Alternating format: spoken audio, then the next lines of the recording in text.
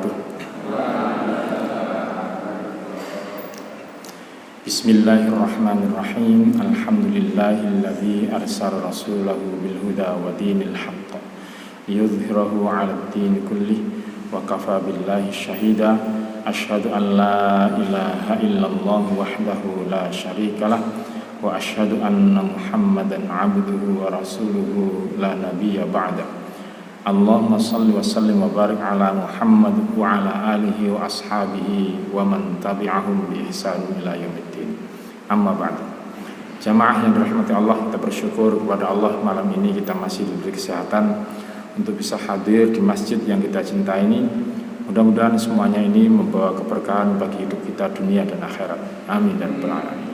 Salawat serta salam kita sampaikan untuk junjungan Nabi besar Muhammad sallallahu alaihi wasallam. Ya, hari ini kita berdiskusi tentang mati. Jangan dianggap sangar ya. Jadi selama ini dunia kedokteran pun kadang-kadang masih susah mendefinisikan kematian. Biasanya selama sirkulasi jantung itu sudah tidak lagi bekerja, lalu seluruh fungsi otak sudah berhenti, maka itu kemudian didefinisikan sebagai mati. Kalau sirkulasi jantung itu meskipun dibantu oleh alat untuk mutar darah ke jantung, masih dianggap bukan mati. Jadi sesungguhnya kematian bagi manusia sendiri itu masih misteri. Apa sih yang menyebabkan orang itu bisa disebut dengan mati? Saya kadang-kadang juga heran. Ada beberapa orang yang tidak bisa mati-mati, Pak. Sakit sudah berbulan-bulan tidak mati-mati. Setelah diruqyah mati. Nah, diruqyah mati. Ternyata yang pakai susu, yang suka pergi ke dukun untuk kanuragan, itu kan matinya susah. Tapi begitu diruqyah mati. Saya mikir, ini yang jagang nyawa ini sakjane jin apa malaikat kemudian masih ragu-ragu untuk nyabut nyabut nyawanya itu. Kok ya ngalah Israel sama jin. Begitu jinnya keluar terus dia mati. Ada pasien di daerah Dupak sana itu, ketika dia tidak makan selama 2 bulan, tidak makan nasi, tidak makan apa, hanya minum air saja. Perutnya itu sudah kayak cekung gitu, cekung, tidak ada isinya sama sekali. Keluarganya bilang, ini sudah kedua kalinya. Dulu 3 bulan tidak makan, hidup lagi, sehat lagi. Ini 2 bulan ini tidak makan, sudah perutnya seperti palung gitu. Setelah diruqyah, saya ruqyah pagi sampai setengah 11, jam 5 mati. Sampai katanya anak saya gini, ayah sekarang kok jadi asistennya Israel gitu. Ya. Jadi ternyata ruh itu keluar dari tubuh selama tubuh itu sudah tidak mampu lagi untuk ngopeni ruh itu. Ya. Sehingga jika masih memungkinkan untuk bisa hinggap di dalam tubuh, maka dia akan keluar. Allah itu memberi sistem bagaimana ruh itu bisa tetap berada di dalam tubuh. Nah, secara klinis itu secara medis, jika nafas berhenti, tidak ada pergerakan tubuh dan otot tampak kaku, lemes, tidak ada denyut nadi, kelopak mata tertutup, kalau pupilnya dilebarkan gini-ginikan itu sudah tidak respon, berarti dia sudah mati secara klinis, secara medis. Ya. Jadi mati ini ada orang yang, saya punya santri di Al-Falah itu sudah mati 2 hari, Pak. 2 hari divonis oleh dokter mati, hidup lagi dan sekarang dia mengatakan saya masuk Islam itu setelah merasakan bagaimana mati itu ya. Mati itu sakit katanya, luar biasa sakitnya. sakitnya luar biasa, tapi ketika dia menjelajah di dunia kematian itu, akhirnya dia sadar bahwa Islam itu agama yang benar. Ya, banyak sekali peristiwa mati yang bagi saya unik, termasuk diantaranya ada seorang pembantu di daerah Darmo itu, dia sudah dimakamkan, Pak, karena divonis mati oleh dokter, dimakamkan. Lah, tetangga-tetangga yang di sekitar makam itu bolak-balik dengar teriakan si anak ini. Akhirnya dibongkar setelah dimakamkan 1 hari, dibongkar ternyata masih hidup. Logika kita itu, kalau tidak ada udara sama sekali selama sekian jam di dalam makam itu kan sudah sadaqallahul adzim kan ya. Tapi ternyata setelah ini hidup lagi dia. Nah, pernah saya tanya waktu meruqyah si pembantu ini, kamu kok bisa memainkan nyawa manusia begitu, jinnya? Loh, yang saya ini tahu bagaimana cara jaga ruh itu, katanya. Supaya tubuh ini bisa tetap beroperasi seolah-olah mati, tapi padahal tidak. Fungsi klinisnya itu masih bekerja, kemudian dia yang menjalankan sistem dalam tubuh itu supaya ruh itu masih bisa tertampung. Jadi kadang-kadang gejala klinis kematian itu masih bisa dimanipulasi oleh jin gitu ya, seolah-olah mati. Ya, Pak Harto dulu itu dipasang alat pemicu jantung yang sebenarnya kalau dilepas ya sudah selesai game, sampai berbulan-bulan akhirnya masih hidup. Jadi kematian itu ternyata masih menjadi misteri. Di dalam Al-Quran itu ada 4 kata yang digunakan untuk mati. 1, ya maut. Maut itu kan mati, Pak ya. Maut. Ada istilah ajal, ada istilah apalagi wafat. Wafat itu juga mati. Terus yang keempat ada halak. Halakun itu juga mati. Jadi orang yang sudah sepuh kemudian dipanggil oleh Allah Subhanahu wa taala, biasanya kemudian disebut dengan wafat, gitu Pak ya. Beliau sudah wafat. Tidak pernah mendengar ada kucing mati itu disebut kucing saya wafat. Pasti menyebutnya dengan mati, gitu ya. Di Al-Quran kata mati itu ditulis sebanyak 161 kali di 53 surat. Yang makna dasar dari al-maut itu adalah diam. Ya, kalau disandingkan dengan kata Allah artinya maha mematikan. Kalau disandingkan dengan sakarat itu berarti sekarat. Ya, susah untuk mati, perih.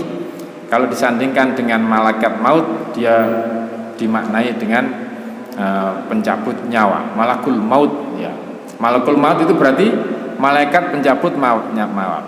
Al maut di situ adalah dimaknai dengan mati, malak itu malaikat. Jadi kalau ada ayat yang bunyinya wallahu yuhyi wa yumit, berarti maut di situ dimaknai dengan maha mematikan, Allah yang maha mematikan. Kalau digandeng dengan sakaratul maut, maut itu yang mati, berarti dia dalam keadaan sekarat.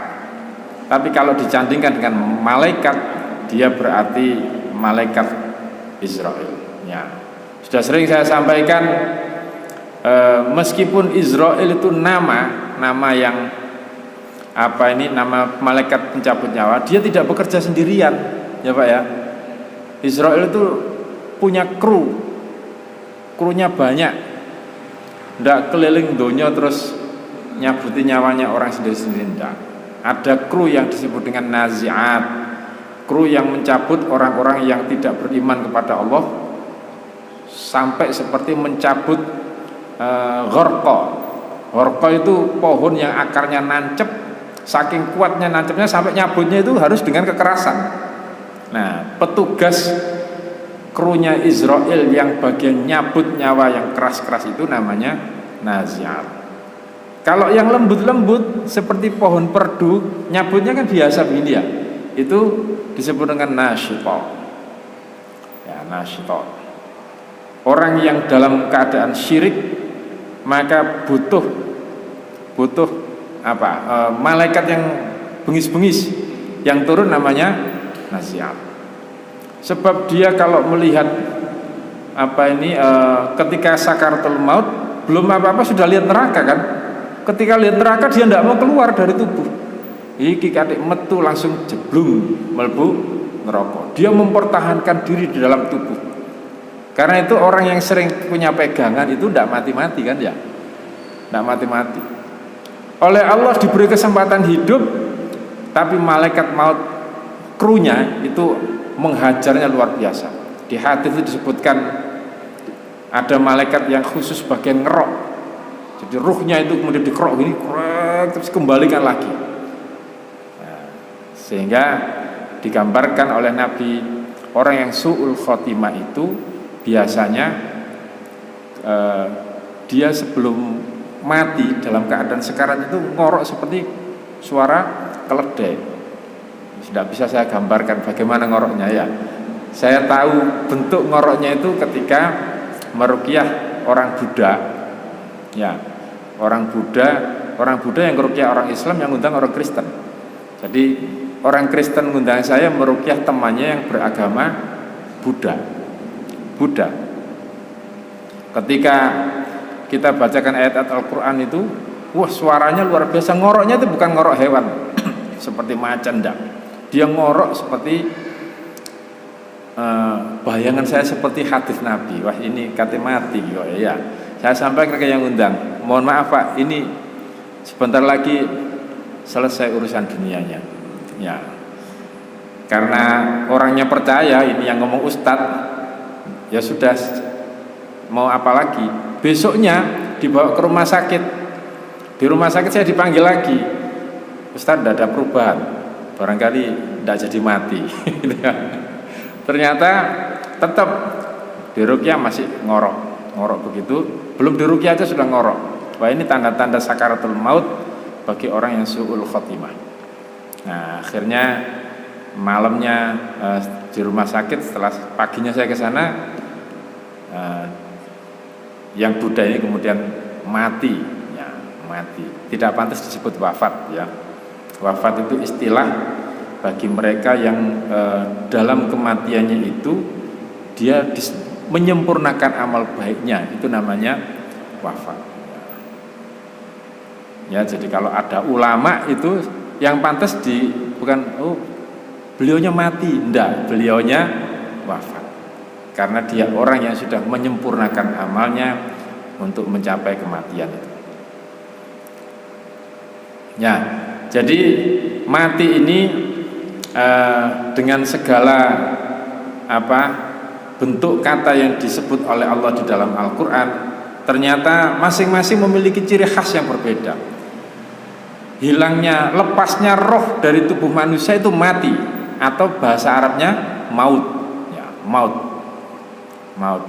Setiap manusia kullu nafsin dha'iqatul maut. Setiap yang bernyawa itu pasti akan mati. Jin itu bernyawa apa tidak? Bernyawa, berarti dia mati. Pokoknya yang bernyawa pasti mati. Bakteri itu bernyawa, dia juga pasti akan mati. Apapun yang bernyawa pasti mati. Nah, apa bedanya dengan ajal? Kalau tidak salah sudah saya jelaskan di sini. Ajal ini lifetime, masa hidup, ya, masa hidup. Laptop ini kalau saya pakai terus, dia hidupnya bisa sampai 10 tahun. Itu namanya ajal. Nanti 10 tahun legrek sudah, legrek. Ya. Tapi apa bisa mati sebelum 10 tahun? Bisa, sono kopi, ya. Bisa kopi dia akan mati. Dengan komposisi asam amino yang dimiliki Pak Uun saat beliau lahir sampai sekarang ini, Pak Uun ini lifetime-nya, ya, anggap saja 80 tahun. Apa bisa sebelum 8 tahun Pak Uun mati? Mengalami maut? Bisa, saya juga bisa. Ya, berarti orang berikhtiar untuk bisa sehat, sembuh, itu nutuk-nutukno ajal. Gitu ya, nutukno ajal. Kalau sudah sampai ajalnya, maka apa kata Allah? Dia tidak bisa diundur dan tidak bisa dimajukan. Idza jaa ajaluhum fala yastakhiruna sa'atan wala yastaqdimun.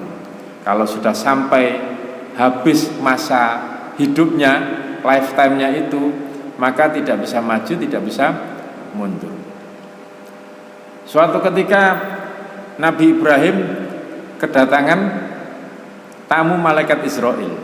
Israel ya, karena Nabi yang datang yang malaikat ya. Pertama itu malaikat. Kemudian ditanya, pas ada pemuda lewat, Israel tanya, itu siapa itu? Oh itu pemuda yang besok mau nikah, gitu ya. Apa komen Israel? Itu besok mau mati itu, gitu ya. Berhubung yang komen ini malaikat Israel ya, Nabi Ibrahim percaya saja. Ternyata sampai dengan beberapa tahun pemuda ini tidak mati. Nah, malaikat Israel kemudian dicelati sama malaikat Ibrahim ya. Kamu ini malaikat kok bujuk? Katanya kemarin mati kok anaknya masih hidup. Ternyata apa kata malaikat Israel? Ya, dalam sebuah riwayat itu disebutkan bahwa anak ini tadi malam, ya sebelum dia paginya itu meninggal, besoknya meninggal, dia mensedekahkan sebagian besar hartanya, yang kemudian itulah yang menyebabkan Allah memberi spare part cadangan. Ya, ini IC-nya yang mestinya jatahnya 10 tahun mati, IC-nya diganti. Yang berhak ngundur dan memajukan itu Allah, ajalnya ya, yang berhak. Kita tidak punya kuasa untuk itu. Yang kuasa Allah. Kita hanya menanti ajal dan menyambut kematian. Kalau orang sudah sampai ajal pasti mati, tapi belum tentu mati itu sampai ajal. Seandainya orang itu tahu ajalnya, enak Pak. Saiki alim, pertama bujar di ya. Allah menyembunyikan rahasia ajal itu supaya kita berlomba-lomba untuk melakukan hal yang baik. Ya, siapa yang kemudian karena itu kemudian di dalam surat Luqman itu disebutkan wa ma tadri nafsum madza taksibu ghadan wa ma tadri nafsum bi ayyi ardin tamut. Kamu tidak ngerti di bumi mana kamu akan mati, kan itu ya. Matinya tidak ngerti karena ajalnya saja tidak ngerti. Ajalnya tidak ngerti kapan kita. Tapi kalau sudah ajal itu turun, sudah waktunya, meskipun kamu berada di benteng yang kokoh, maut itu pasti akan menyebut. Aina ma takunu yudrikumul maut walau kuntum fi burujim musyayyadah. Kalau maut itu sudah datang dalam arti ajal itu, maka kau bersembunyi dimanapun pasti dia akan nyamperi. Ya. Jadi Bapak Ibu, jika kita berikhtiar ke dokter supaya sehat, supaya sembuh, itu bagian dari sunnah yang diajarkan Nabi agar kita ini matinya sampai ajal, gitu ya, ajal. Nah itu kadang-kadang saya beri contoh, kan selalu kita sering mendapatkan pengetahuan bahwa yang menentukan kematian itu adalah Allah, kan gitu Pak ya? Yang menentukan kematian itu adalah Allah. Ini ada semut ini, semut di sini. Kira-kira kalau semut ini saya pitek, itu mati apa enggak Pak? Tak unyet-unyet ini, apa? Mati kan ya? Mati. Nah terus yang garakno mati itu siapa? Yang menentukan kematian itu siapa kira-kira? Apa? Yang menentukan sistem kematiannya itu Allah. tapi yang menyebabkan mati itu adalah saya. Sistemnya Pak, sistemnya selama tubuh yang menyebabkan ruh itu kita hancurkan, ya itu pasti akan mati kan ya. Yang menghancurkan saya. Itu yang kemudian Allah mengatakan innallaha la yughayyiru ma biqaumin hatta yughayyiru ma bi anfusihim. Maksudnya sebenarnya yang menentukan takdirmu itu adalah dirimu sendiri. Oh, habis. Enggak ada. Habis baterainya.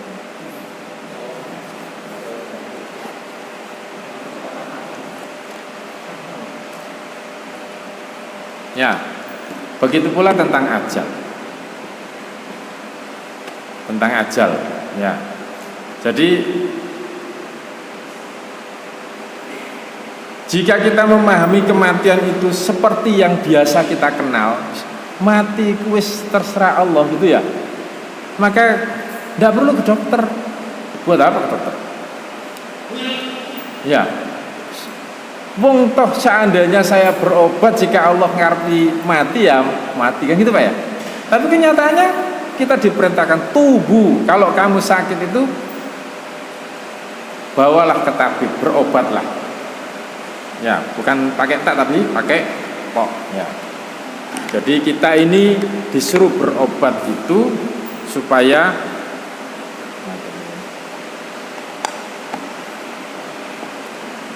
sampai ajal. Nah, karena itu jangan salah memahami waktu mati itu seperti yang biasa kita dengar itu ya. Kan kalau ada orang ketabrak dor gitu, ternyata tidak mati. Biasanya yang keluar dari mulut kita apa? Pancene durung wayahe mati kan itu ya. Pancene durung wayahe. Padahal itu sistem yang bekerja dalam proses kematian itu ternyata ada hal yang menyebabkan dia masih mampu untuk menampung ruh di dalam tubuhnya itu sehingga dia tidak mati. Ya, kira-kira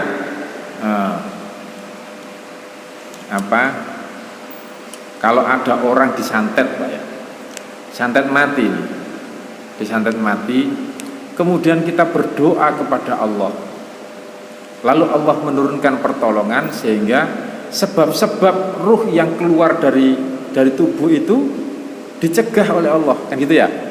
Nah, pada saat itulah ada peran pertolongan Allah yang menyebabkan secara sistem ruh ini masih layak untuk tinggal di dalam tubuh. Bisa dipahami Pak ya? Soalnya bolak-balik kalau ada pembicaraan soal mati itu selalu yang kepikir wis talah, adik saya mati ya mati. Itu namanya ngomong soal ajal kan itu Pak ya. Ya. Buat apa kita mempertahankan diri jika ada perampok sedang bawa pedang gitu ya, terus perang, pedang-pedangan, ada panjang wae mati ya mati, ya ditebas temen ya mati temen ya, kan gitu ya. Kita diajari perang itu untuk mempertahankan supaya tidak mati. Ya, jadi kematian itu masih berada di tangan kita ya. Maksudnya cara matinya itu kadang-kadang kita bisa menentukan Pak, tapi di mana kita sampai pada ajalnya itu yang kita tidak bisa menentukan. Ya. Sampai sini ada yang ditanyakan dulu sebelum kita lanjutkan? Ya Pak. Ya, jadi gini, qadha dan qadar itu, qadha ini sistem yang dibuat oleh Allah, yang variannya banyak sekali. Salah satu bentuk qadha Allah itu adalah hukum alam. Kalau ini saya lepas, dalam 1 detik dia akan jatuh kan gitu ya, gitu ya. Proses jatuhnya ini namanya takdir. Ya, qadar atau takdir. Jika sudah sesuai dengan ukurannya, qadar itu kan artinya takaran. Jika sudah sesuai dengan ukurannya, maka dia akan jatuh karena gravitasi bumi, itu namanya takdir. Kalau seorang ahli kimia gitu ya, kemudian dia menggeluti dunia kimia itu dan akhirnya dia mendapatkan penghasilan dari profesi ahli kimianya itu, maka ketentuan Allah, siapa yang menggeluti kimia kemudian menyebarkan itu, dia akan mendapatkan uang dari kimia, itu namanya qadha. Ternyata dia ambil qadhanya itu, mendapatkan hasil dari ahli sebagai seorang ahli kimia itu namanya takdir. Gitu ya. Mati itu juga, kalau sudah mati itu takdir. Kalau sudah mati, ya. Bagaimana cara matinya itu qadha. Kita mau milih mati yang bagaimana? Mati sakit, mati bunuh diri, ya. Kalau mati itu seperti yang kita bayangkan, seperti yang saya ceritakan tadi, mati itu benar-benar hak prerogatif Allah. Hak prerogatif Allah itu pada ajal, ya. Kalau sudah sampai ajal, memang mati kita itu ya terserah Allah, ya. Andaikan mati itu sudah diskenario oleh Allah, maka bunuh diri itu mengikuti skenario Allah kan ya. Masa salah bunuh diri? Padahal bunuh diri itu dosa besar, itu ya. Gitu Pak. Pak, ada lagi yang ditanyakan? Ya Pak.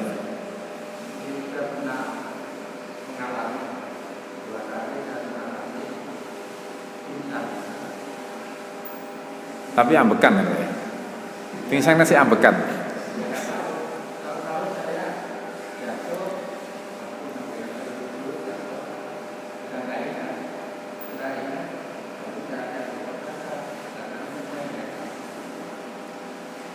Ya.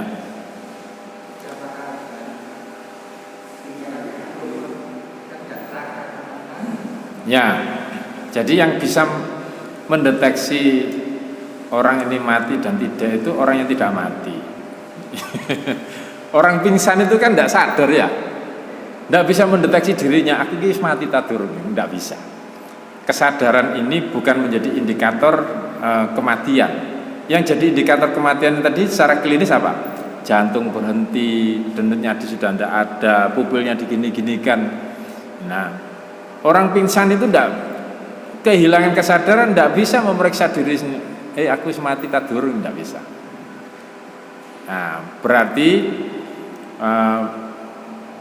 jantung Bapak masih berdenyut, nadinya juga masih berdenyut meskipun pingsan. Tidur itu mati kecil, kan gitu ya. Tidur itu mati kecil dalam bahasa agama. Karena itu yang kita baca dalam doa tidur itu terkait dengan mati kan ya. Apa doanya Pak? Bismikallahumma ahya wa amut. Kan itu ya. Dengan namamu ya Allah yang maha menghidupkan dan maha mematikan. Allah itu memegang ruh orang yang tidur. Kalau memang Allah berkenan mengembalikan ya urip maneh. Kalau enggak ya sadaqallah. Kan gitu ya. Nah, kenapa kita diminta untuk menjaga tidur itu agar diawali dengan membaca Al-Quran? Karena memang tidur itu bagian dari mempersiapkan mati. Tidur itu kan apa yang disarankan oleh Nabi, membaca surat As-Sajdah, Al-Mulk gitu ya. Ada doa-doa panjang yang dituntunkan oleh Nabi, supaya termasuk diantaranya mengusap, membaca trikul itu ya, ditiup kemudian diusapkan ke seluruh tubuh. Semua ritual yang diajarkan Nabi sebelum tidur itu diantaranya adalah mempersiapkan mati. Nah, ya jadi, mempersiapkan kematian itu, mati dalam tidur itu Allah menggunakan redaksi wafat. Wa huwallazi yatawaffakum bil laili wa ya'lamu ma jarahtum bin nahar thumma yab'atsukum fihi liyuqda ajalun musamma. Dan dialah yang menidurkan kamu. Ya, bahasa menidurkan di sini Allah menggunakan pilihan kata wafat. Dialah yang menidurkan kamu di malam hari dan dia mengetahui apa yang kamu kerjakan di siang hari.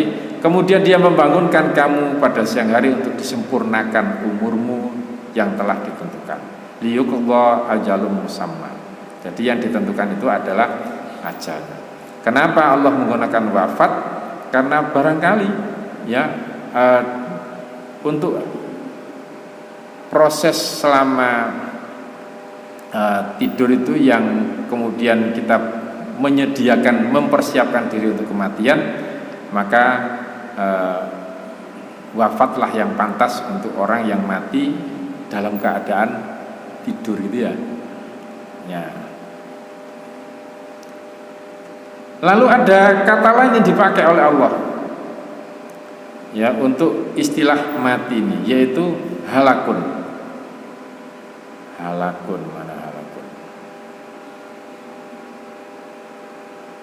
Nah, di Al-Quran itu ada 68 kata. 60 kata. Halakun ini kematian yang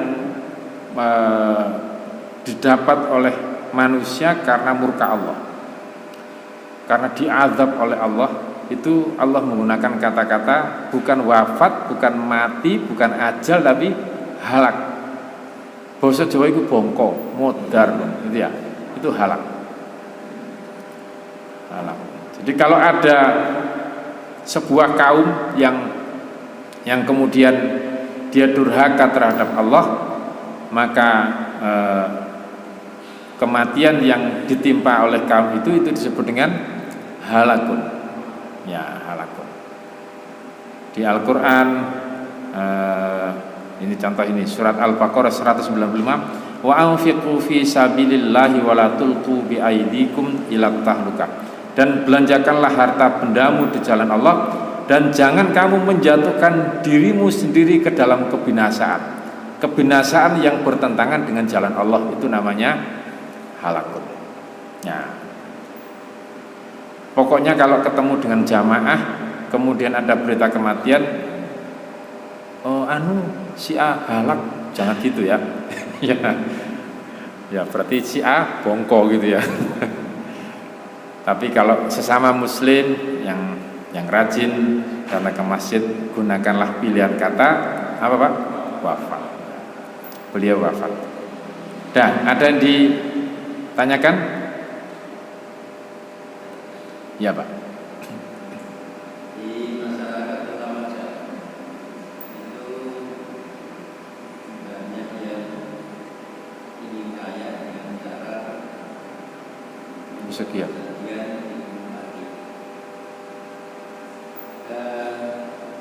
Banyak cerita yang tersebut setelah meninggal nanti orang itu menjadi penghuni sana.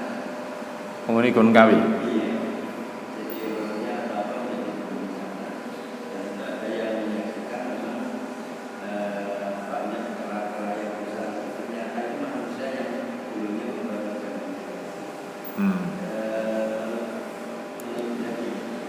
Ya, kita ini setiap lahir di muka bumi Allah dampingkan korin dari golongan jin. Namanya korin, jin korin. Jin korin ini biasanya template terhadap karakter manusia. Kalau kita mendidik mereka dengan gaya-gaya kemusyrikan ke Gunung Kawi, yang kesana itu bukan ruhnya. Ruhnya sudah mempertanggungjawabkan amalnya di alam barzakh. Kalau ada yang kesana itu berarti korinnya. Ada yang sudah beberapa hari meninggal ternyata masih seliweran aja di kamar. Itu bukan ruhnya tapi korinnya. Lawang biasanya di rumah bersama dengan manusianya, terus tiba-tiba manusianya tidak ada, maka dia datang itu kan wajar, seliweran di situ. Itu bukan ruh tapi korinnya. Ya, pernah saya ceritakan di sini ada pasien waktu ngruqyah, saya tutup pintunya, tiba-tiba pintunya digedor-gedor Pak. Yang gedor-gedor tidak jelas. Nah pasiennya pas on ini, pas on saya tanya, jin itu kawanmu tak yang gedor-gedor pintu? Bukan, saya biarkan. Setelah syahadat keluar, besoknya begitu lagi, datang lagi pasien on, saya tanya, itu kawanmu tak kok ikut gedor-gedor pintu saya? Bukan Ustaz. Akhirnya saya buka, udah masuk. Begitu saya buka masuk itu ternyata ada jin yang masuk ke pasien. Langsung nangis-nangis geru-geru. Loh, siapa kamu ini? Kamu yang gedor-gedor pintu toh? Iya, dari kemarin saya enggak direken gitu ya. Gedor-gedor enggak direken. Siapa kamu? Saya yang mati di ada kampung sebelah itu akibat bunuh diri. Terus kamu kesini ngapain? Saya lihat di sini banyak jin yang diislamkan. Saya ngeri melihat siksa yang dialami oleh tuan saya karena bunuh diri itu. Proses matinya itu dia menyaksikan dan dia ngeri, tidak ingin nasibnya seperti manusianya itu. Dia ingin diselamatkan, dia ingin bersyahadat.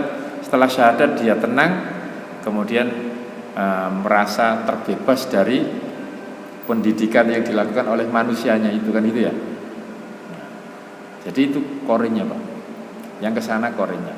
Kalau ada kera-kera yang mirip itu ya karena memang salah satu yang diyakini oleh manusia di daerah sana itu kera itu bagian dari hewan yang diritualkan sehingga jin-jin yang sana suka nempel-nempel di kera-kera itu. Begitu Pak. Bapak kalau lihat jin barat itu ada yang ngesot enggak? Apa? Pernah enggak cerita horor di barat yang modelnya suster ngesot gitu? Pernah enggak? Jin barat itu ganteng-ganteng, jas-jasan, Franklin gitu ya. Nah, ternyata jin itu memvisualkan dirinya ke manusia sesuai dengan imajinasi manusianya. Sesuai dengan imajinasi. Nabi pernah mengatakan begini, kalau kamu menganggap jin itu besar, maka dia akan memenuhi seisi rumahmu. Bentuknya itu jadi besar. Tapi kalau kamu menganggap kecil, dia akan jadi kecil. Lah sekarang diimajinasikan oleh manusia, ada suster ngesot, ada sundel bolong gitu ya. Maka yang terjadi jin di Indonesia itu rasnya ras-ras begitu sesuai dengan imajinasi rakyat Indonesia. Tapi kalau di barat, coba tanya, lihat saja horor-horor barat itu, tidak ada yang sehina itu sampai ngesot-ngesot itu ya enggak. Tapi jin-jin barat itu keren-keren, jas-jasan gagah-gagah, yang Hellboy ya. Kalau bapak-bapak yang sepuh-sepuhin kayaknya enggak. Film Hellboy itu kan bertanduk gagah gitu ya, perkasa. Tapi kalau di kita medeni kabeh Pak, wis getene telecek-telecek gitu ya, wis ndak keren blas. Karena imajinasi begitu. Ya gitu Pak ya. Jadi marilah kita ini berusaha semaksimal mungkin.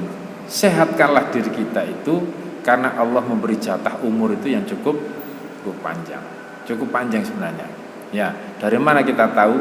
Karena kita bisa sebenarnya kita ini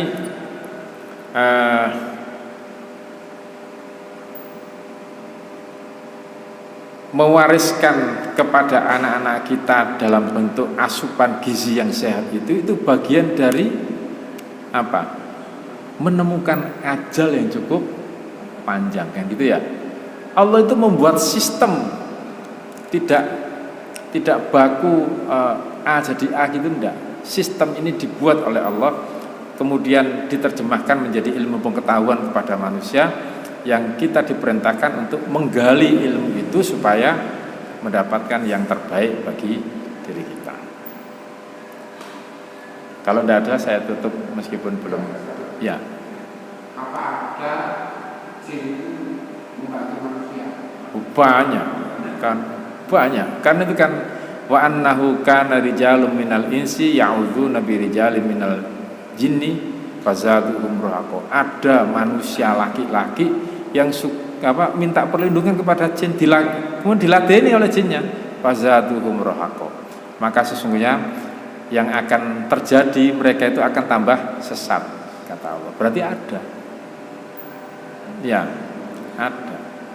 Yang menggunakan ritual pakai topo di laut, di danau, itu dalam rangka mengadakan perjanjian dengan jin. Ya, Allah itu saking bijaknya, saking kasih sayangnya kepada manusia, sampai-sampai diberi kesempatan. Orang yang melakukan syirik kan tidak mati-mati, Pak ya. Barangkali di tengah-tengah dia sadar karena masih musyrik itu, terus dia taubat, maka tidak dibuat langsung dut, gitu ya. Kenapa orang mukmin kalau mati itu lebih mudah? Supaya tidak sampai sempat belok-belok.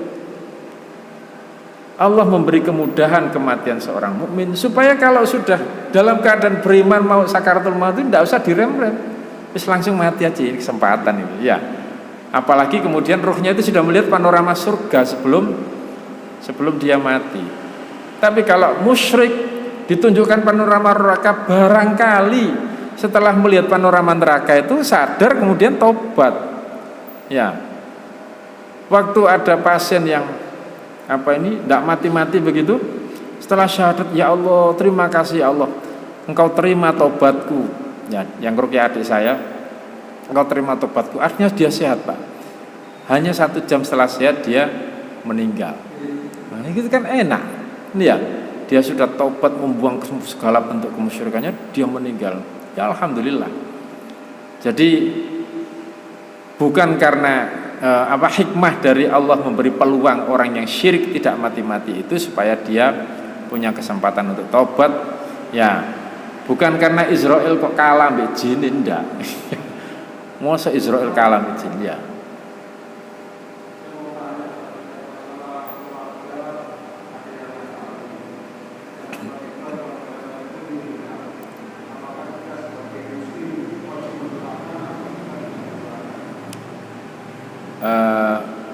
Abu Thalib itu kurang apa pembelaannya terhadap Nabi? Ketika Nabi mohon agar dosanya diampuni, itu malah oleh Allah kan dilarang. Ya, jadi selama tidak ada SPK, surat perjanjian kerja dengan Allah, maka dia tidak punya hak untuk mendapatkan doa-doa yang terkait dengan pahala. Itu Pak, intinya. Kenapa? Lah ya apa? Wong doanya itu minta apa kira-kira? Apa? Kan gini. Pak Un ini kerja di PLN. Ya. Kerja di PLN itu kan mesti tanda tangan kontrak kerja ya. Kontrak kerja kita dengan Allah itu bentuknya syahadat. Kalau setiap bulan Pak Un minta gaji, kira-kira digaji enggak oleh PLN? Digaji, dandani listrik digaji oleh PLN. Punya hak enggak Pak Un dapat gaji dari PLN? Punya, ya. Tapi kalau jenengan pegawai PDAM, meskipun dandani listrik wong sak kampung, kemudian minta gaji ke PLN, digaji enggak?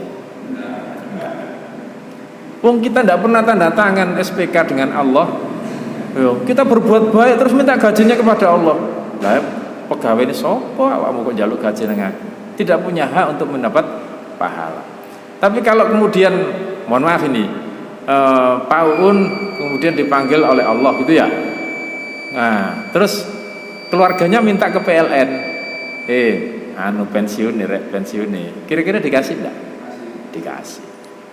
Ya itu. Ya, jenengan minta pensiun, wong tidak pernah jadi kerja minta pensiun. Ya, kita tutup dengan doa kafaratul majelis. Subhanakallahumma bihamdik, asyhadu an la ilaha illa ant, astaghfiruka wa atubu ilaik. Alhamdulillahirabbil alamin. Assalamualaikum warahmatullahi wabarakatuh.